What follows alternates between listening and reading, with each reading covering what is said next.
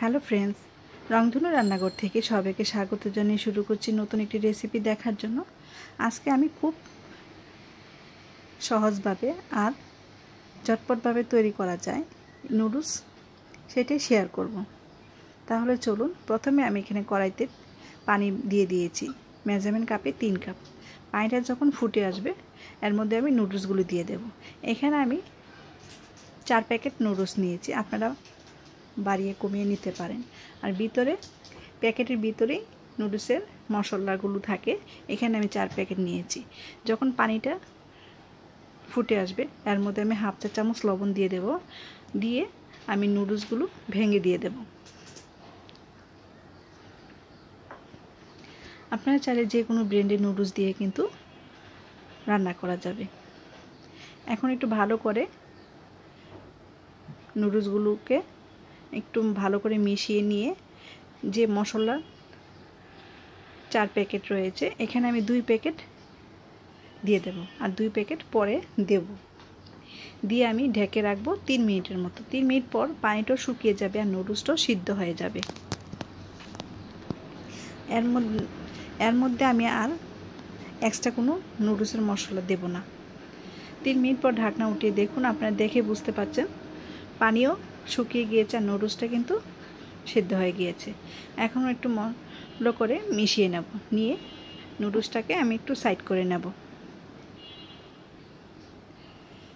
এখন আমি একটি কড়াই বসিয়ে দিয়েছি। এখানে আমি 3 টেবিল চামচ সয়াবিন তেল দিয়ে দেব। আর এই নুডলসের রান্নাটার ক্ষেত্রে তেলটা খুবই কম লাগে। এখানে আমি 3 টেবিল চামচ তেল দিয়েছি। তেলটা হালকা গরম হয়ে গেলে এখানে আমি হাফ চা চামচ রসুন কুচি দিয়ে দেব। আপনারা যদি রসুনের কুচির ফ্লেভারটা পছন্দ না করেন এটা বাদ দিতে পারেন। রসুনটা যখন একটু লাল হয়ে যাবে এখানে আমি হাড় ছাড়া মাংস নিয়েছি হাফ কাপ। এখানে আমি এরকম করে কিউব কিউব করে কেটে নিয়েছি, এর মধ্যে দিয়ে দেব। তেলের মধ্যে দিয়ে 1 চিমটি লবণ দিয়ে আমি মাংসটাকে ভেজে নেব। এটা পুরোপুরি অপশনাল, আপনাদের মাংস দিয়ে রান্না করতে হবে তাই না। আপনারা মাংসটা বাদ দিয়েও কিন্তু নুডলসটা তৈরি করতে পারবেন। এখন আমি ঢেকে রাখবো মাংসটা সিদ্ধ হয়ে পর্যন্ত। 2-3 মিনিট পর কিন্তু মাংসটা সিদ্ধ হয়ে যাবে। এদিকে মাংসটা কিন্তু সিদ্ধ হয়ে গিয়েছে। এখন যে আমি সবজিগুলো দেব নুডলসের মধ্যে সেই সবজিগুলো দিয়ে দেব। এখানে আমি বরবটি নিয়েছি হাফ কাপ, গাজর কুচি নিয়েছি হাফ কাপ, টমেটো নিয়েছি বড় সাইজের একটা টুকরো করে, আর আমি কিউব করে কেটে নিয়েছি পেঁয়াজ কুচি। এখানে আমি টমেটোটা বাদে সবগুলো দিয়ে দেব। এখানে কিন্তু আমি হাফ কাপের থেকে একটু বেশি পেঁয়াজ কেটে নিয়েছি। আপনারা চাইলে কুচি করে নিতে পারেন, আবার এভাবেও দিতে পারেন। এখানে আমি স্বাদ মতো কাঁচামরিচ কুচিও দিয়ে দেব। এটা আপনারা পছন্দ অনুযায়ী বাড়িয়ে কমে ঝালটা দিতে পারেন। এখন ঢেকে রাখবো। আর আমি যে সবজি দিয়েছি তা দিয়ে করতে হবে তা না, আপনারা যে কোনো পছন্দ সবজি দিয়ে কিন্তু নুডলস রান্না করতে পারেন। যে সবজিগুলো আগে সিদ্ধ হতে সময় লাগে সেই সবজিটা আগে দিয়ে দেবেন। এখানে আমি 2টা ডিম দেব। আপনারা চাইলে আলাদা করে ডিমটা ভেজে নিয়েও কিন্তু নুডলসের মধ্যে দিতে পারেন। তো আমি একসাথেই করে নেব। 1 চিমটি লবণও দিয়ে দেব।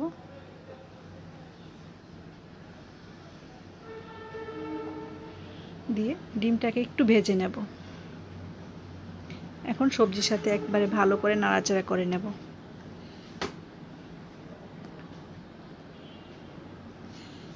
দেখুন, খুব অল্প সময়ে কিন্তু এই নুডলসটা বানিয়ে নিতে পারেন। বাচ্চারা পছন্দ করবে, আবার বড়রাও কিন্তু পছন্দ করবে। এখন টমেটোগুলো দিয়ে দেবো এর মধ্যে। দিয়ে একটু ভাজা হয়ে গেলে নুডলসগুলো দিয়ে দেবো এর মধ্যে। নুডলসগুলো দেওয়া হয়ে গেলে ভালো করে একটু মিশিয়ে নিতে হবে। আর চুলার আঁচটা কিন্তু প্রথম থেকে মিডিয়াম টু হাই থাকবে। দিয়ে একটু ভালো করে মিশিয়ে নিতে হবে। এর মধ্যে আমি 2 টেবিল চামচ টমেটো সস দিয়ে দেব। আপনার হাতের কাছে যদি না থাকে দেওয়ার দরকার নেই। এখানে আমি 4 চামচের 1 চামচ সয়া সস দিয়ে দেব, দিয়ে একটু ভালো করে মিশিয়ে নেব।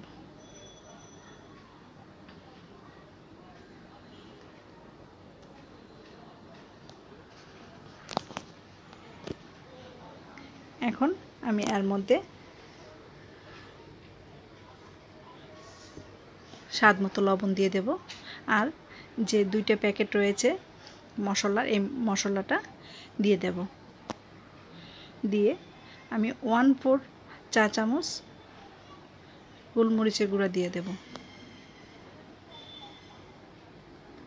দেওয়া হয়ে গেলে ভালো করে মিশিয়ে চুলাটা বন্ধ করে নেব, তারপর পরিবেশন করে নেব। আপনারা চাইলে শসা কুচি দিয়েও খেতে পারেন, আবার না দিয়েও খেতে পারেন। কেমন হয়েছে জানাবেন কমেন্ট করে।